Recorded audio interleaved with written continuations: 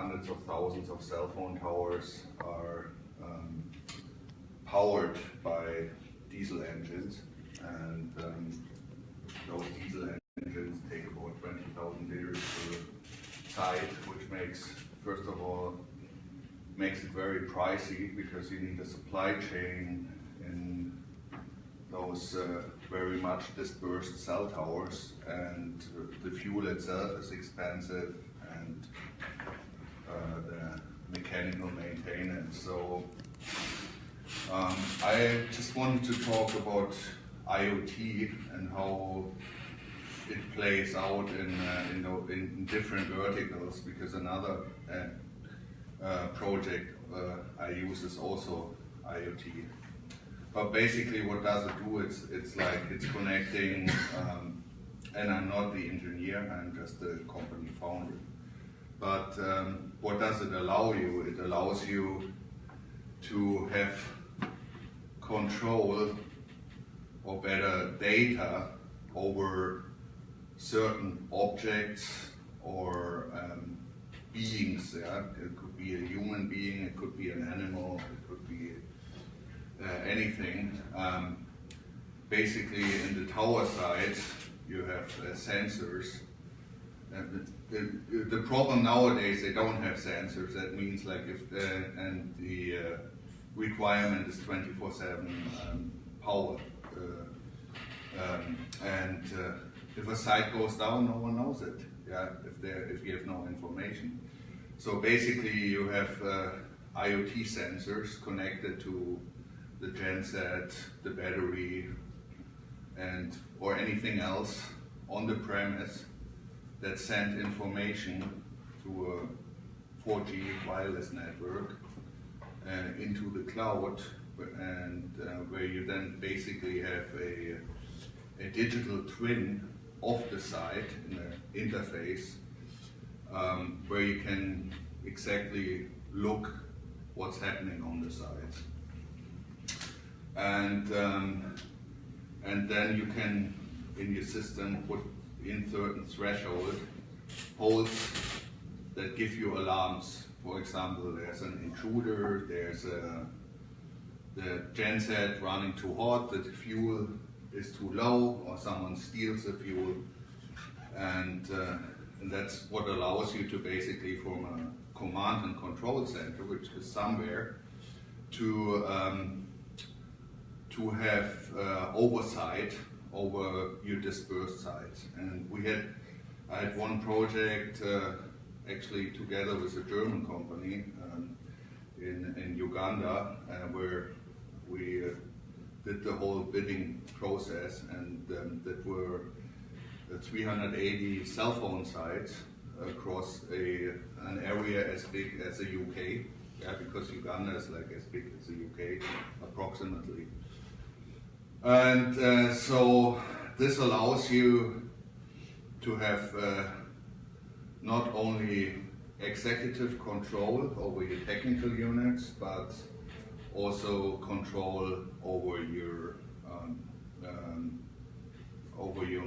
monetary streams, and then you can integrate that with your current ERP system, or whatever you need to build up that data. Now, I mean, you have then different constituents, like you have the CFO, for example. He wants certain information, yeah, for example, how much fuel was lost or stolen. Or you have a technician on the site who needs to know when he has to go to site XYZ, and when not, when it isn't necessary, when you can basically solve the problem from your command and control center. But overall, it optimizes the operation, and you can apply that to anything. Yeah, I mean, that's industrial IoT. I have another project currently here in the Central Valley of California.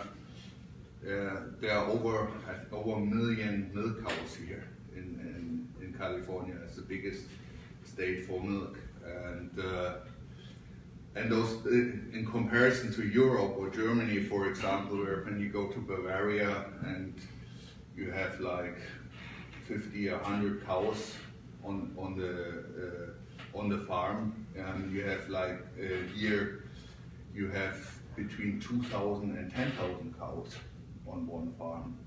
So and they're all in barns. They're not like out on the field and eat grass and are happy.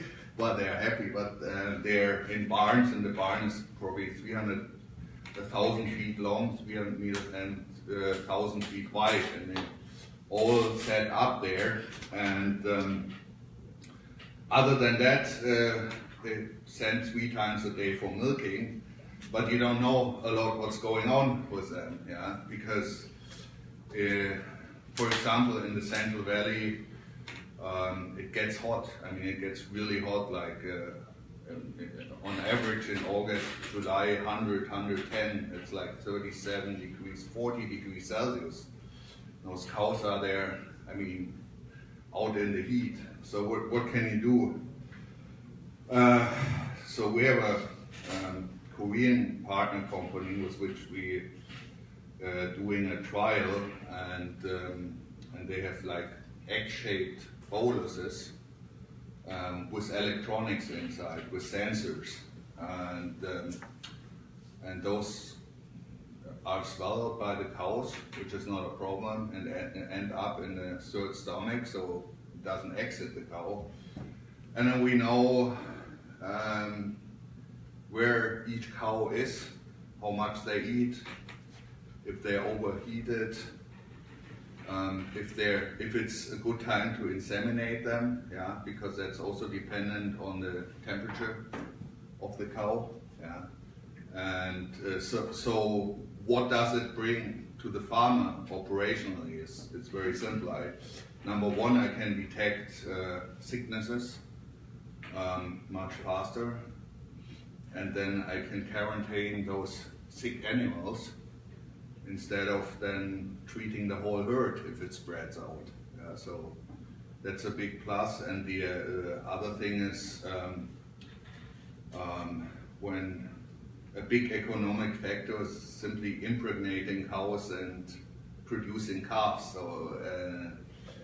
So if I and this all is done through artificial insemination, of course, and not because it's so many cows. So I have those inseminator guys coming on every 2 days to inseminate the cow, but not all inseminations lead to pregnancy. So I need to find the optimal point, and I can do that. So basically, I have then again a digital twin where I have all those cows on a screen, and they are different colors, green, red, yellow, and the green cows, let's say, are ready, and then you double click how ready they are, and then you inseminate them at the right time. So and by that you can increase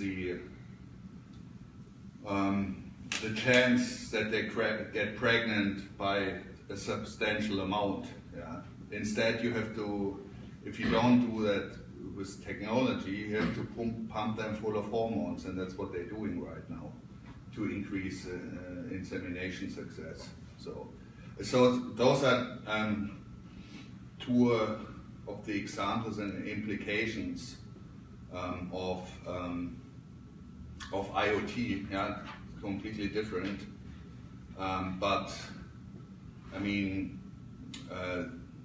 the potential advantages and the implications on the operational side of businesses will be there, and it will be everywhere. Yeah. Also, as Lily mentioned, in the financial industry, I'm not so familiar with what's happening in the financial industry, but what I see is a strong automatization of also the financial or law, and also strong implications on the medical industry. So my surgery was done by robot. The surgery that I have 5 weeks ago, yeah. It was done by the robot, 5 arms. And then, so the doctor, you can think about, you know, if you want to be a doctor in the future, if you're the surgeon, you're no longer, the machine operates it. It's much more precise, and instead of having a big cut, they just have 5 holes in my stomach. And then they did it. So earlier, when we talk about the Internet of Things, for example, a lot of the housing, because I'm a broker too, real estate broker, some of you are wanted to be in the real estate. A lot of houses, when their water leak, that's a big problem, right? Yeah, well, so there's also another startup I came across here at the local incubator in La Jolla. I wrote to him this morning because I'm just interested to learn.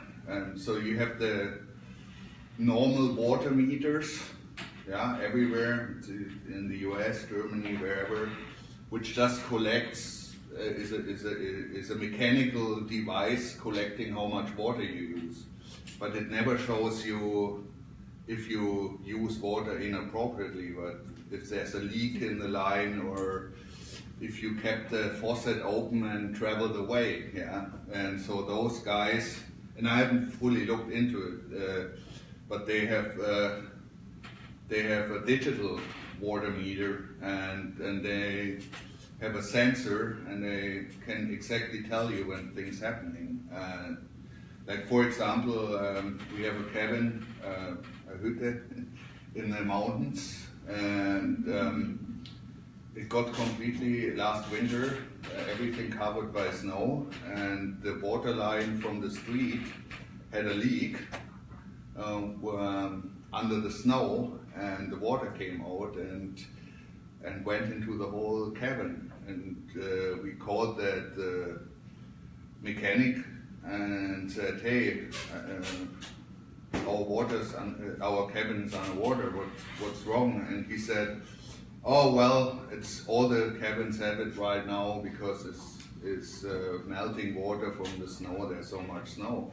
But in summer, we realized there was big water coming out, and we digged in, and the water line was leaking actually. So it ran the whole winter.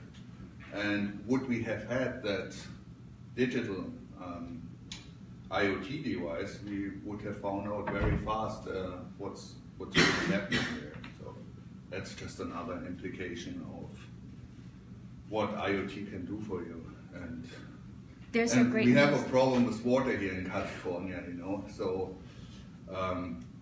a lot of water lines lose water, and there's a lack of water. And it's technically feasible to solve that problem with IoT. There's a great big news this weekend. So because our students' homework is to bring the current affair to the class, who can tell us about the news that has to do with IoT? I'll give you a hint. First citizen of Saudi Arabia. And I'll give you the name. Sophia. I love it. Yes. Huh? Artificial intelligence. The first robot that's becoming a citizen of Saudi Arabia. See, those are the things that I'm talking about when it goes to Internet of Things. And she can do so much for all of us. You no longer you don't need a personal assistant, because with the with the AI, a lot of the things that it will be taken care of by robot. So anything, I'm going to emphasize over and over and over again, anything that the robot or computer can do in 1 minute or 2 minutes, your profession, the job you're thinking about, it's going to obsolete. Unless you're super genius like Steve Jobs, you're a visionary, and you're the one that like Walmart can Volkmar can connect things, because he's doing a lot of projects, not just one. I mean, I want to emphasize it's I don't see it it will impact a lot of professions, like from the cashier machine to some of the medical profession, The law. the law profession, and so on, because processes are going to get automated. So, and it's different in any profession, but I mean, what the computers cannot do is have human judgment and something like ethics, like that cannot be done by computers. But I mean, like the Industrial Revolution 150, 200 years ago, there will be an internet revolution of industry, basically, and it's starting now, and it will have far-reaching implications on how we produce things and how we implement things, how we organize, and how we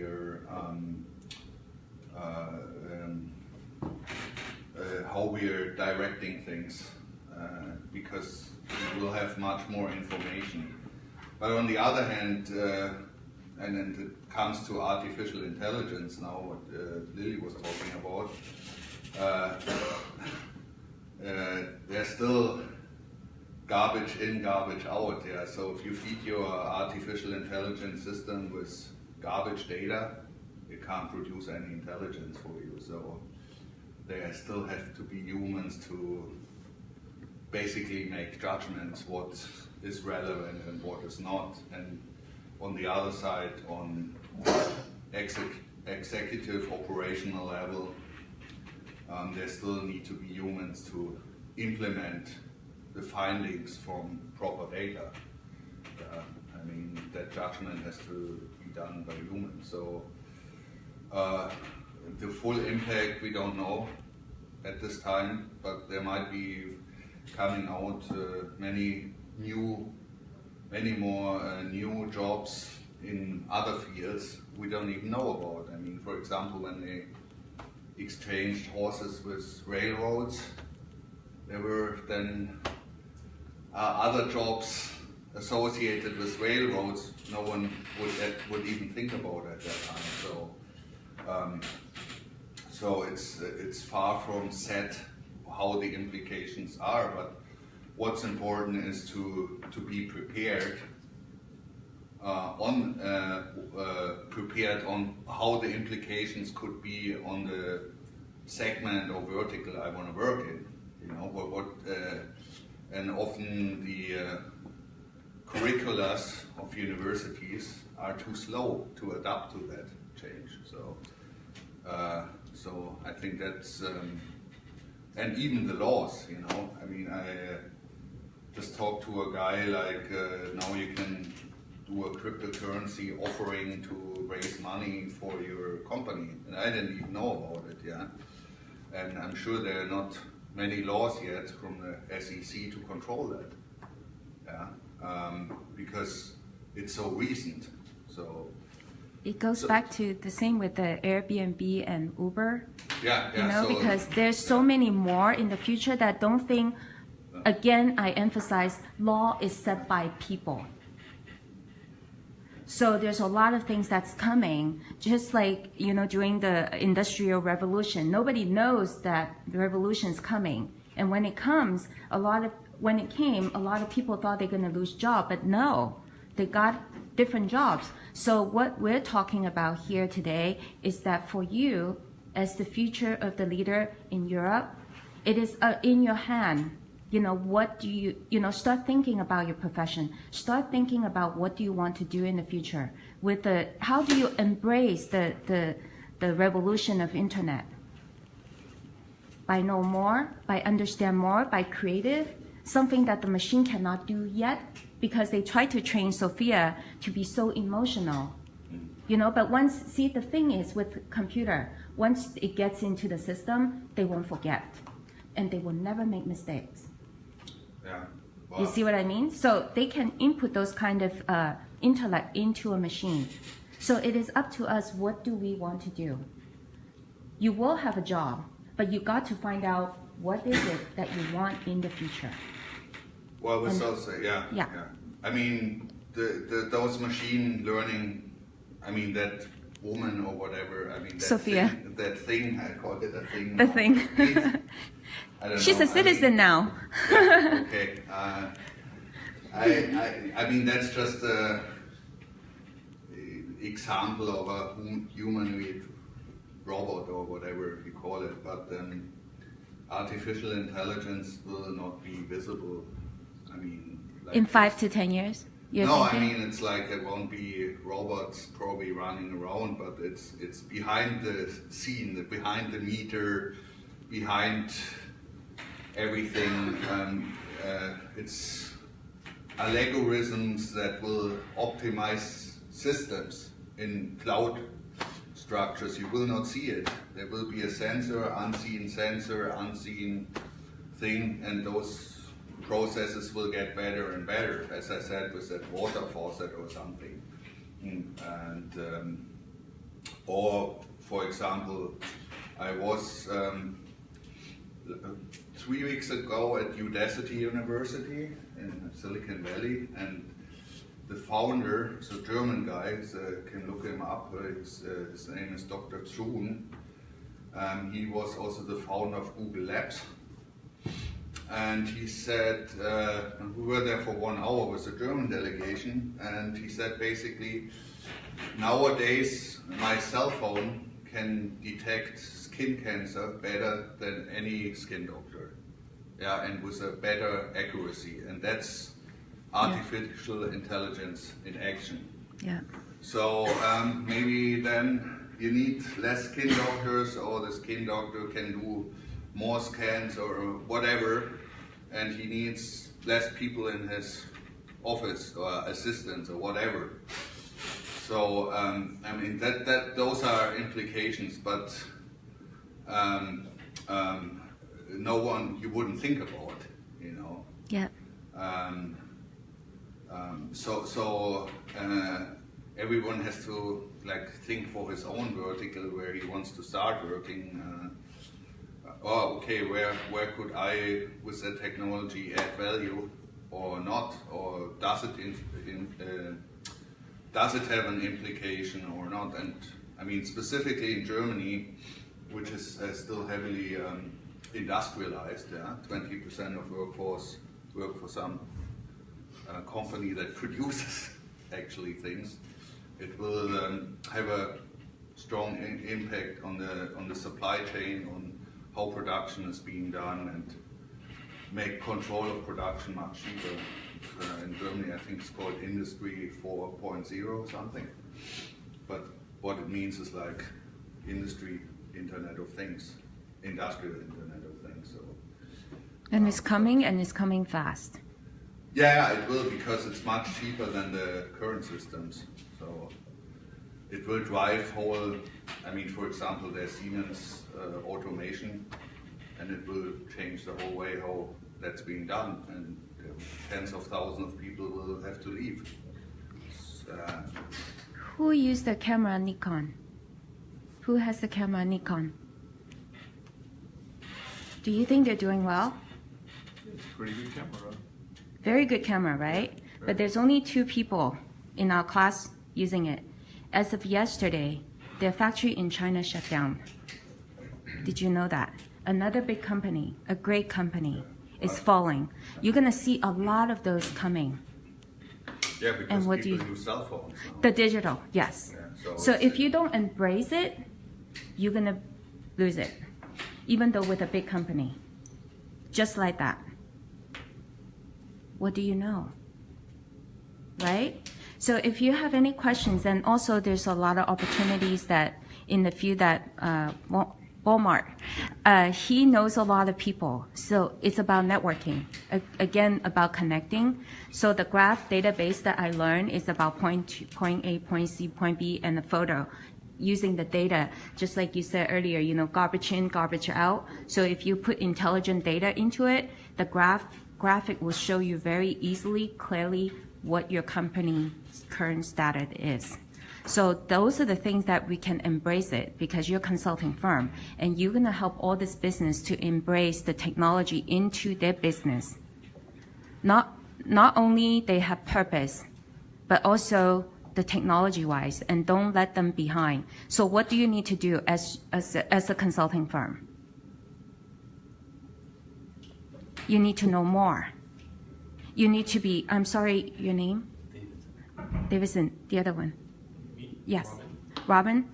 You need to be like Robin. You know why? Because he knows what's going on. And you are the consultant for a business. If you don't even know what's going on in the world today with the technology, how can you help other company? How can you help them build, right? So if you have any questions for Volkmar, please. He's here for you. Yeah, regarding the cow business and what you said, have you tested the device with humans, or isn't it sophisticated enough to put it into humans? I'm sure there will be similar devices for humans. I haven't looked into that. But what we are doing right now is compare that device that goes in the stomach with another device that's 20 years in the market with a bracelet that goes on the feet of the cow. So we compare those different data to make sure the thing that goes in the stomach gives us the same intelligence than the other one, which has been tested very long. So a stomach device for humans probably wouldn't work because we only have one stomach and it wouldn't stay in there, or you would feel very sick. But you could imagine. I mean, there's a company, for example, in the Netherlands that puts devices under your skin, and so the people volunteer to work at that company, and they can open all the doors and vending machines and whatnot with that thing. And so that's not an IoT device because IoT device needs to send data. So it's bigger, yeah, because you need to have sending equipment. How did you come up with the idea and why using it with cows? Well, I was at a startup conference. It was called Startup World Cup in San Francisco, and there were 10 companies from each state which had won the local competitions, and there were a bunch from Luxembourg, for example. They had an IoT device for shoes, for sport shoes, working with Adidas. I mean, that's like a human thing. And those Korean guys had won their competition in Korea, and since I have some connection to the agricultural industry in California, I just wrote them an email after I saw them, and then we met and then took it from there. Yeah. How many farms are using it right now? The Korean, I think like 40,000 cows in Japan and Korea. Here in California? Yeah, we are the first we have a trial there right now. But I mean, the idea of that, even before the term IoT was born, basically was to take data from cows. That's like 40 years. But now you can do it real time. Yeah. Before, the cows had to go through a certain device and then read it off from a reader from the side. But with this one, you can, and we're working on this with the Korean company and South Korea Telecom. And South Korea Telecom has developed a new wireless technology called low energy radiation LoRa. And they have put that out all over Korea. The advantage, and it's specifically built for the Internet of Things, because it uses much less energy, it's much less costly to transmit data, and it doesn't go on your wireless network, because that gets pretty full when all those devices, cars, whatever will be connected. And they're testing that in California to bring the LoRa technology over here. So. That's our CEO. Another question to the cell phone towers. And you said you started the project with cell phone towers in Africa, mainly, like in emerging markets, to put the sensor there and then to detect some problems, for instance. Is there a reason why you started that, or why you're doing that in emerging markets instead of like Germany, for instance? Is it already in place there, or? Well, the thing is, Germany is the US has a well-working electrical grid where everything's grid connected, so there's not that business case for reducing diesel usage. Yeah. But that German company we cooperated with, they started for the police, they started, the police started putting in fuel cells. Yeah, but fuel cells are still very expensive. And if you have a functioning grid, functioning grid gives you 7 cents per kilowatt hour. And then if you're like in Africa and you're off grid, and you have 2 diesel engines running 24/7, you can easily get to kilowatt hour prices of $1.50 to $2. So you see that huge difference and that's a business case, and you just don't have that business case in Germany. So.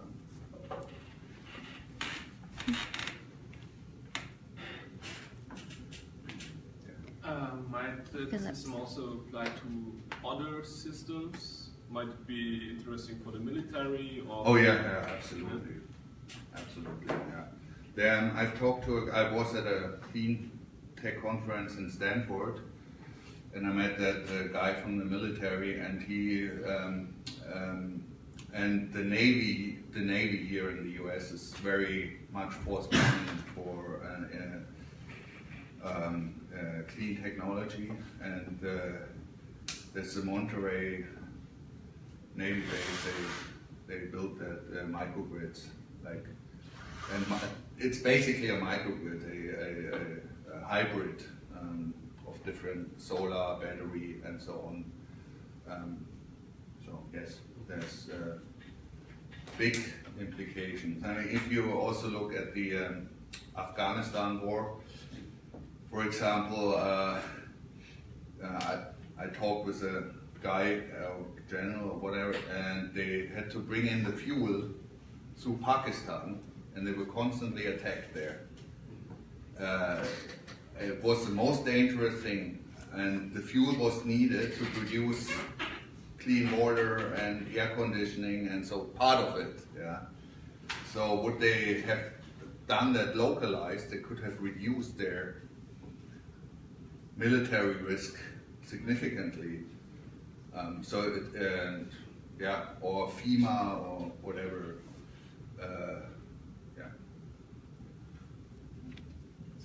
If your company grows, do you want to keep it or do you want to sell it? No, I don't want to sell it. Are you sure? We're offering you $1 billion. Well, I could sell some shares, but I don't see it there yet, so it's still in the birth, not birth, but it's it's still growing. Yeah, so. Do you need some followers? I have a mission behind it, and I don't want to sell it. So you don't do that because you want to make money, because then you better get a job because the risk is far too high. I mean, it's risky, and it's not stable or something. You have to put in lots of hours. You get a lot of rejection. A lot of things come your way that you never expected. So. That's what Elon Musk gave the advice to the young entrepreneur, because when they asked him, what would be his advice, is to put in a lot of hours. You work really, really hard, to be an entrepreneur. What's your next milestone? where It's the California farmers, or yeah. So the next milestone is so. For example, we had scheduled the test to run already by October 1st. Yeah? So then the Koreans came and said, "Oh, they came. We started installing, and I said, "Oh, our firmware is not working how it's supposed to do." Yeah, the firmware is a software on the software layer on the hardware on that bolus on that thing, and so we couldn't install it, and we couldn't put it in the cows. So we installed the network, and I can, if someone is interested, I can send out some pictures and so on. How we put these antennas in and whatnot. And so I'm just waiting for confirmation that the factory who produces those things has solved those problems. Yeah. And then they said, oh yeah, the outer layer of the thing is not smooth enough and whatnot. So it's constant, there's things coming you wouldn't even think. You say, hey, I have that appointment, we do everything goes smooth, but nothing goes smooth. No, With a startup world. So the next milestone is to have all those boluses installed, and then the comparative technology on the bracelets. Then it needs one month to get a data baseline, and then hopefully those eggs or boluses are doing what they're supposed to do against the data from the competitor, and then the next step is to get the exclusive rights to sell those in California. And basically the model will be a software as a service model, where we then collect a certain amount per month per cow for the service, for the data service and implementation. Like the value add we want to put in on top of the technology is basically what can the individual farm, how can the individual farm improve its processes with the data collected. So that's kind of like when you said consulting. Yeah? I mean, you get new data about processes, and how can I consult a company on top of that data, how to improve the processes. Yeah. Yeah. How to do process improvement. Yeah. Well, how expensive will it be for a farm of, let's say, 10,000 cows? Well, 10,000 cows, and we don't have the pricing yet, but in Korea they pay $4 per cow per month. So it's like 1,000 cows, 4,000, 40,000. But if you do it good, you can have a payback in a year's time on your investment.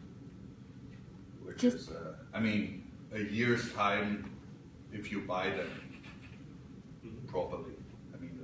Not do the software as a service model, but buy the technology basically. There are different go-to-market ways with that. Either you buy it or you basically pay a fee for the data per month, software as a service model, or different models.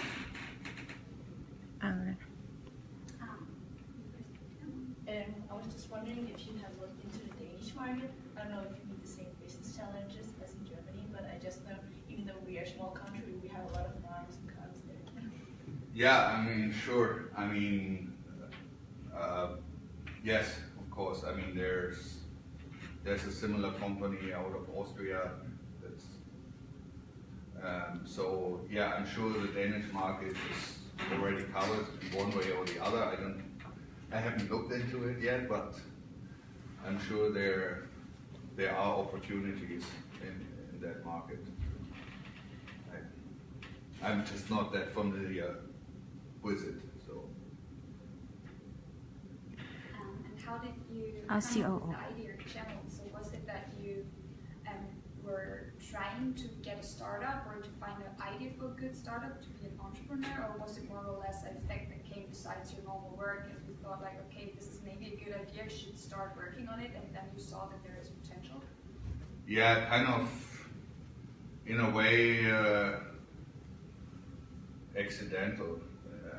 You can say that. I mean, like you meet the right people or you see the right technology and you make your connections in your brain and you say, oh, and now it happened to be that the connector between all those things, all those different verticals is the IoT. So I'm thinking already further, is there a way how I could build an IoT company that can cover different verticals, so I can scale in different verticals. So, is there an underlying technology, or is there something underlying I could do that could cover different verticals from one point? And I'm talking with technology people about that currently. So. What's your question to this? It's a very new business, right? Or kind of Yes. new. And is it, or what do you think is the most challenge when you start with a new business? Is it more or less finding the right team, finding the best investors? Is it more about you and your idea? Because you started on your own. But I saw on your website that you have a big team with different people. So is it more that you work in the team, or is it more that you as the CEO, you know what to do and you say just to the people what they should do for you? Yeah, no, it's not. I mean, it's a back and forth, and you spoke about the 3 problems or challenges, and they're all there at the same time. Yeah, so the most important thing as an entrepreneur is to keep your people motivated, and then raise the money, and then because they know what they're doing, but you have to have a deep understanding of what they're doing. You know, you can't do their work, but you have to interact with them enough on a level that you understand what they're doing and they understand, of course, what you want to do. And you're the motivator, and you don't even have to only motivate your team, you have to constantly motivate yourself, because your team is not motivating you. Yeah. So True. So yeah. But was it hard for you to find investors, or how did you give them kind of a share that they give you money, or did you of just course, go to you know, the bank so, and convince them of your great idea? Yeah, of course. Both ways, or? No, I mean, if you have an investor, then currently we only have project investors, so when a project comes through. So, but in general, there are different forms of investors. But if you get an equity investor on board, and the equity investor invests in your operation, like you can pay your office, your people, and whatnot. You have different rounds, like seed round, A round, B round, C round, D round, whatever. It goes up to, can go up to $1 billion, whatever. But every time you raise a new round, you lose equity share in your company. So, so investors want to have equity, and maybe they want to have a board seat, and it could well be that down the road your investors decide you're not good enough for them anymore, they kick you out of your own company. So I had several friends who built sizable companies who were kicked out from their investors. So. Including Steve Jobs. So He was not my friend, so. Good one. But I met Steve Wozniak on that startup conference. and he was out there, and of course someone paid him to be there, but he was, Steve Wozniak was the founder of Apple, the co-founder, the technical co-founder. So and it was really funny because there was one of the Shark Tank guys there. He went there with bodyguards and whatnot, and important, and he's maybe 100 million worse than Steve Wozniak. Kevin or Cuban? So much bigger in a way, but he was much humbler. He was like standing there, and there was a line of 100 people, and he took a picture with everyone. And so they're very different sorts of entrepreneurs out there. But yeah, so speaking of Steve and Steve. So. Yeah. And the conference was free, so that's another thing. That's a recommendation. It wasn't free, but when you wanna maybe attend things like that, if you see a conference and it's very expensive, it always makes sense to just write to the organizer and say, hey, I'm a student and I'm just working on this subject. Can you get me a free pass? And it's always worth to try, yeah. And you just learn tremendous things you don't learn in the classroom. Yeah, I mean, like how technologies evolve, and yeah. I also went to Copenhagen, and he charged, I think, between 1,000 and 1,500. We also asked if we get student discounts, and they rejected. Yeah, I mean, but trying is. Yeah, sure. I mean, I probably saved myself $20,000 in entry fees for those conferences just by asking. I mean, like maybe in Europe it's more restrictive, like they're not that open, but in Silicon Valley, I rather get the discount than not if you write to those people. I brought him here in 2014, Steve Wozniak, to San Diego. So. Yeah, one question for data security as well, just in case you're gathering that much of data, Yeah. so maybe not, but also for the cows, but maybe also for the sensors, for instance, for the cell towers in Africa. I just read an article last week where hypothetically they were thinking about, okay, if there was like a special kind of bomb and it was destroy the electricity here in the US, Yeah. it'd be kind of easy that the whole system would break down and take years to build up again. Exactly. And, I mean, is there probably also continuously working on improvements for data security and also for security for this new type of infrastructure? But is there also a specific protection device for this Internet of Things? Internet of Things. Yeah, and then now comes in the blockchain. Yeah. Like the blockchain is an uninterrupted chain of information, and every time it goes to another point, there's a ledger where that information gets reported. So and once you break the chain, it's over. But I'm just talking with some technology guys how to implement that. But that would be the new how to secure data properly. Yeah, so you don't have it in databases lying there anymore, but it's on blockchains basically. But I haven't researched it enough, but that's how you secure. I mean, from the data standpoint. For example, someone could go in and put something into the data device or the rugged computer there and steal all the data. So theoretically, I don't think it's going to happen. But yeah, so blockchain is one technology in the future or now that will secure data. Do I understand right that the information is basically on the way all the time, transferred from point to point to point to point, and it isn't stored or saved? Yeah. So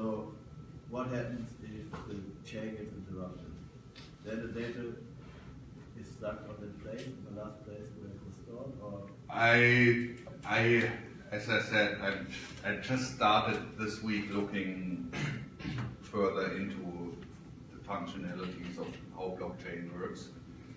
And so as far as I know, you cannot be, well, maybe your neighbor knows more. I think blockchain is like a decentralized network, like Yeah. right? Where when when it gets interrupted at your PC, but I'm on the network as well, I have all the data secure.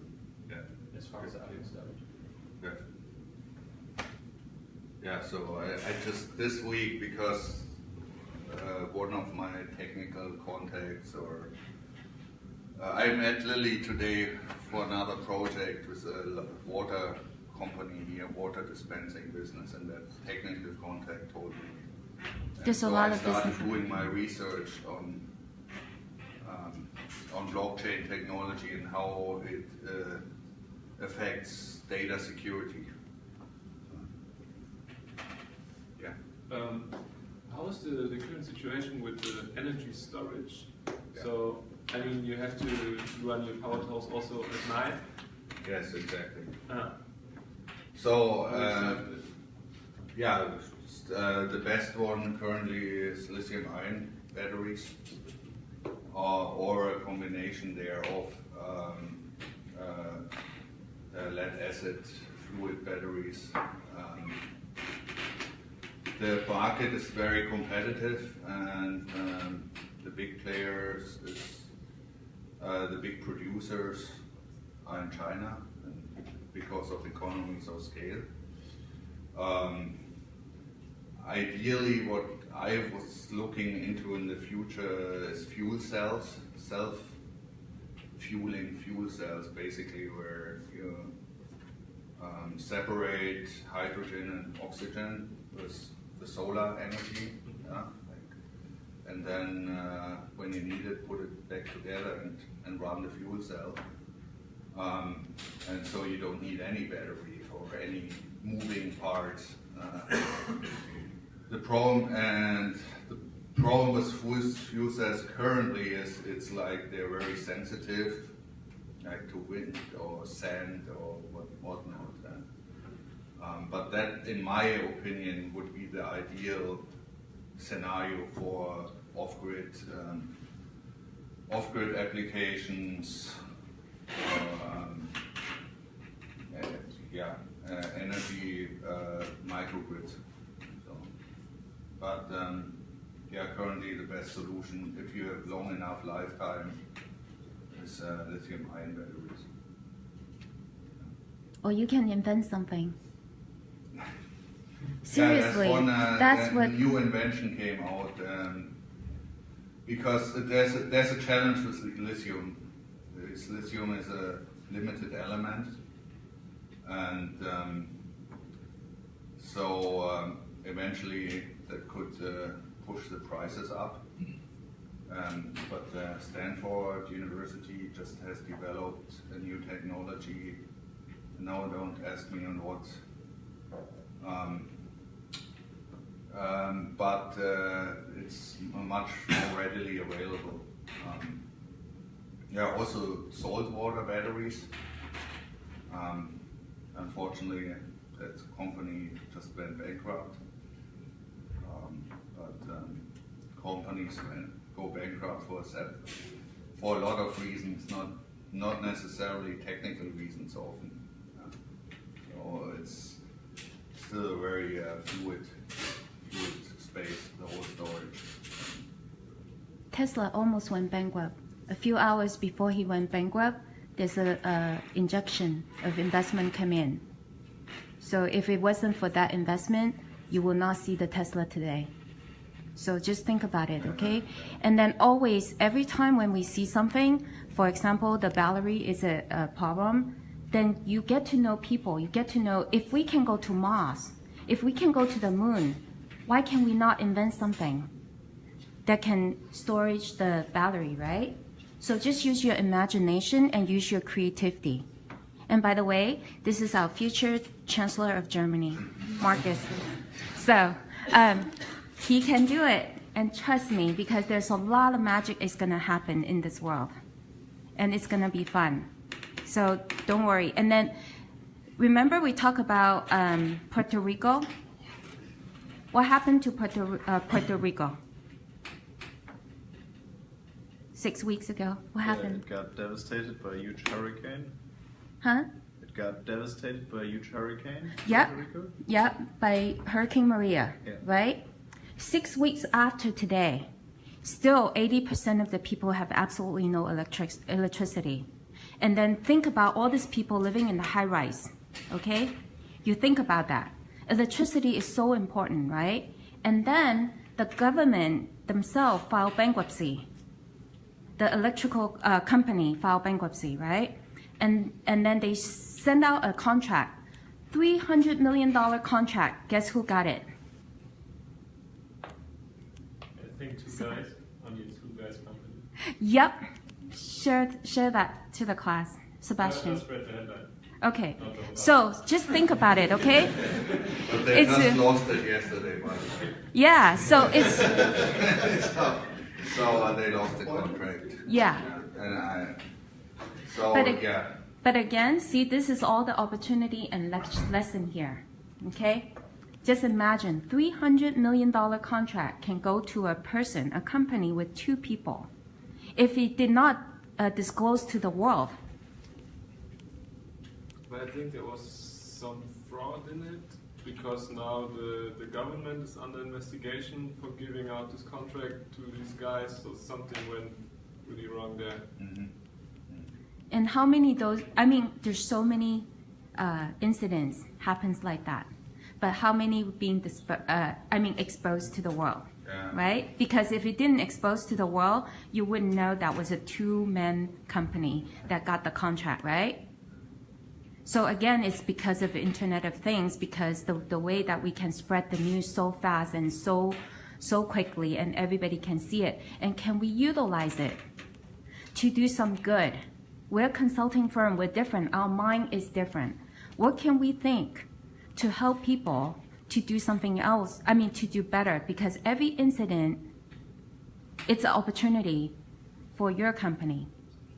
And every incident, just think, again, it goes back to the Internet of Things. If electricity is a problem, you're a consulting firm. You're going out there and you can say, find me a way how to store the electricity. If we can generate it from the solar, from the wind, and what else, from water, from anything else, right? So use your imagination. And every time when you think of something, you think way, way beyond and not think about just that. And don't be tunnel vision. And the more you know, it's going to help you solve bigger problem. Because today we just learned from the sensor to put in the cow. So I want to add something to that. Please. So I want to add that it's extremely important to be creative and everything, but an idea in a company, an idea is like 2% of the way, and the execution is 98%. So if you can't execute properly, then you're not going to have you don't have a company. company. So yeah. It just requires a lot of skills and also luck, and sometimes, and not yep. giving up, or sometimes you have to. But anyway, so don't be afraid to share ideas because or discuss ideas, because the idea itself is only a very small fraction of the work of building a company. Yep, and that goes back to, a lot of the people, when they have an idea, they hide it secretly, okay? If you do a survey, all these people that are hiding their ideas ended up how many of them successful? Almost 0. So execution is the most important thing. And like I said, when you share your idea, it helps you shortcut so many problems, because when you share it, people will say, oh, you should, the things that you haven't think about, they already gave it to you. So it gives you shortcut to achieve what you want to do. And when you're afraid of the people people's gonna steal your idea, number one, they don't have your mind. Number two, they don't have your drive. Number three, they don't have your passion. There's no way they will steal your idea. And then also, the world is so vast. If they steal your idea, so what? It's your problem because you're not fast enough. Because you didn't act fast enough. And then if your idea is helping the world, you should be embracing the person that stole your idea and benefiting the society. Why are you worried about it? Think about it. And then if you put your idea so fast ahead, and that goes to our marketing, is how you tell the story. Yeah, nowadays, right? I mean, a lot of things will be free. I mean, free, but like there's free, like open software, open this, open that, but to put it together, to make it a value-added product takes so many other steps. Mm-hmm. Also, I mean, some of the biggest companies now, they're not necessarily technologically brilliant, you know. I mean, Facebook was built on PHP. There was a social network before there. So, but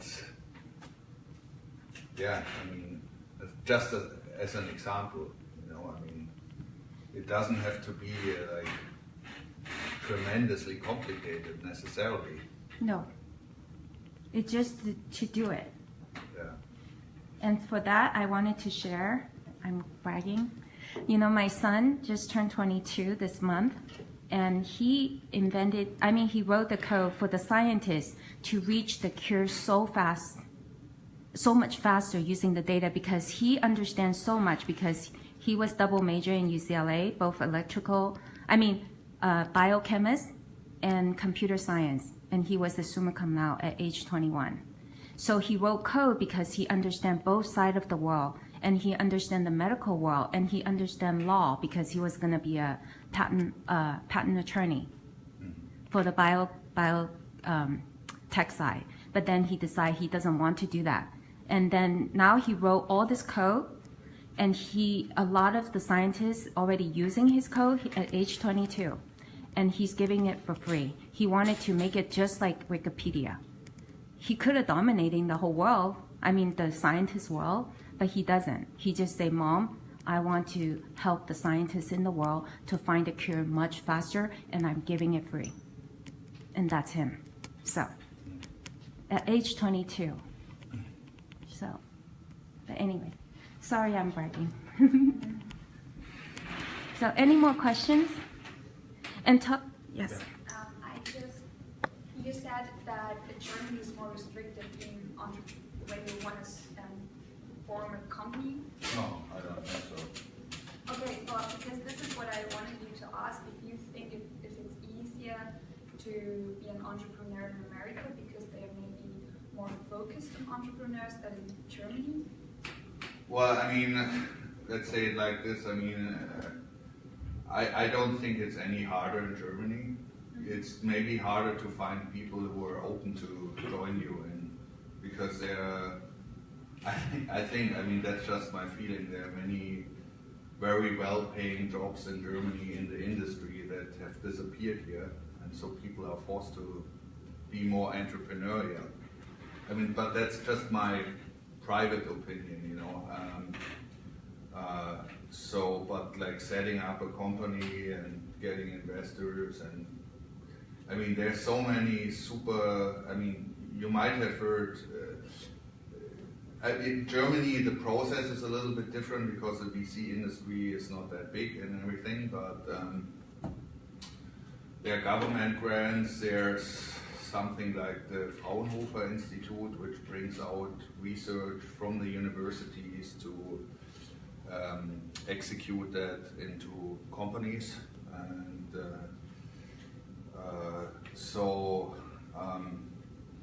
there's a lot of entrepreneurship, and you might have heard that there's a book written maybe 20, I don't know, 10, 20 years ago. It's called The Hidden Champions, and those are all German companies who have a value, who sales like between, I don't know, 100 million and 2.5 billion.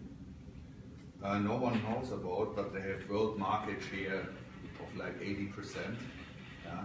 So it would be worth looking those up, because they built out of nowhere. They were inventors.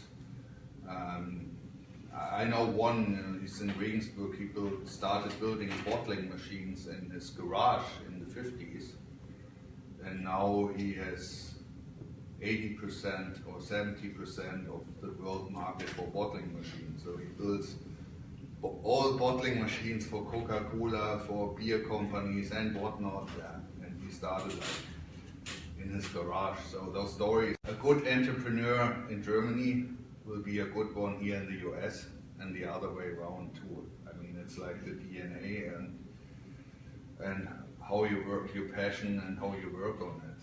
So, and I think both countries offer an excellent environment to be successful as an entrepreneur, both of them. And there's a lot of resources. I wouldn't say one against the other. So. Last question. Would you say that there's a difference in the way that entrepreneurs act in Germany versus the US? So just how I perceive it is that in the US, entrepreneurs are like always revolutionizing everything. In Germany, it's more like steady but slower progress. Well, I think I mean, obviously a lot has changed also. I mean, but